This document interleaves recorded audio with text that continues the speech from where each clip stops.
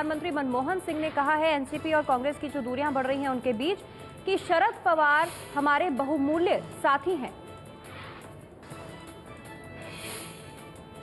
ABP news संवाददाता रवि धीमान का रुख करते हैं। रवि, प्रधानमंत्री ने कहा है कि बहुमूल्य साथी हैं, क्या ये कोशिश है दूरी घटाने की? जी देखिए, जब से प्रधानमंत्री को इस बात का एहसास हुआ है कि लगातार शरद पवार खफा है कि नंबर 2 की कुर्सी पर पहले उनको बिठाया गया और बाद में उससे कर दिया गया, एक एंटनी को बिठाया गया। प्रधानमंत्री लगातार शरद पवार को समझाने की कोशिश कर रहे हैं। कल जब कैबिनेट की बात थी उससे पहले भी प्रधानमंत्री ने शरद पवार को एक बार फोन कर समझाने की कोशिश की थी कि वे कैबिनेट में आए और जो बाकी मसले हैं उनको बातचीत से सुलझाया जा सकता है। लेकिन शरद पवार ने विनम्रता से हम कहें कि मना कर दिया था प्रधानमंत्री को और साफ कर दिया था कि वे कैबिनेट में नहीं आएंगे। और आज फिर प्रधानमंत्री ने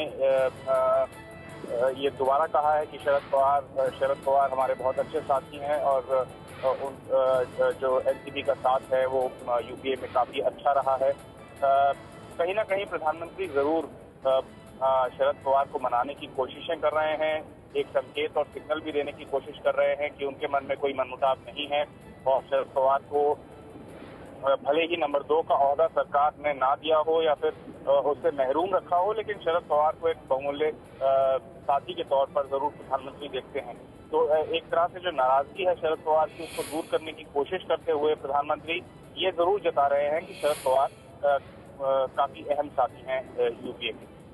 तो प्रधानमंत्री ने कहा है कि बहुमूल्य साथी हैं शरद पवार। प्रधानमंत्री बोले शरद पवार पर जो ये मुद्दा उठा है नंबर 2 की कुर्सी का, ये जो मुद्दा उठा है प्रधानमंत्री के साथ वाली कुर्सी का जो मुद्दा उठा है उसमें प्रधानमंत्री ने ये प्रतिक्रिया अपनी दी है कि शरद पवार बहुमूल्य साथी हैं यूपीए के।